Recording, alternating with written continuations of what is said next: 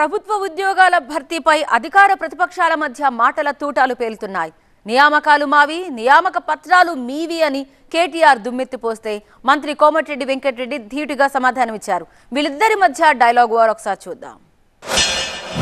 ఒక ప్రభుత్వ ఉద్యోగం ఇవ్వాలి అంటే నోటిఫికేషన్ ఇవ్వాలి, రిటన్ టెస్ట్ పెట్టాలి, అవసరమైతే ఇంటర్వ్యూ పెట్టాలి. ఆ ఇంటర్వ్యూలో పాస్ అయితే అప్పుడు అపాయింట్మెంట్ లెటర్ ఇస్తారు. మరి రేవంత్ రెడ్డి గారి ప్రభుత్వం వచ్చినాక ఎన్ని నోటిఫికేషన్లు ఇచ్చిండు? గాడిద గుడ్డి ఇచ్చిండు, ఏమి ఇవ్వలేదు ఇంతవరకు.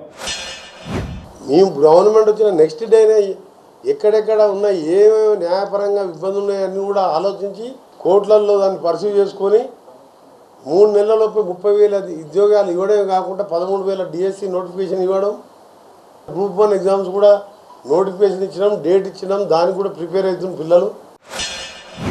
జాబ్ క్యాలెండర్ అన్నాడు, సంవత్సరానికి 2 లక్షల ఉద్యోగాలు అన్నాడు.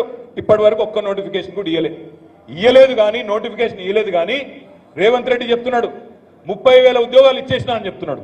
ఇది ఎట్లా సాధ్యమవుతుంది? పెళ్లి చేసుకోలేదు, సంసారం చేయలేదు, కానీ పిల్లలు మాత్రం పుట్టినరట. నోటిఫికేషన్ ఇయ్యలేదు, రాత పరీక్ష పెట్టలేదు, కానీ 30,000 ఉద్యోగాలు ఇచ్చినా రేవంత్ రెడ్డి చెప్తున్నాడు. 30,000 ఉద్యోగాలు మొత్తం మేమే సెట్ చేసినాము. దాన్ని ఆయన అనుకున్న జావాలు మేము ఇచ్చి చెప్పుకుంటున్నాను. మరి ఎందుకు ఇవ్వలేకపోయినావు కేటీఆర్ను?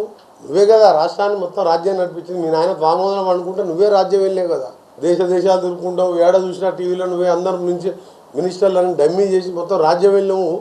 నువ్వే ఒక డిక్టేటర్ ముఖ్యమంత్రిగా 30,000 ఆర్డర్లు ఎందుకు ఇవ్వలేదు? ఇవన్నీ పిచ్చి మాటలు మాట్లాడుతున్నాడు.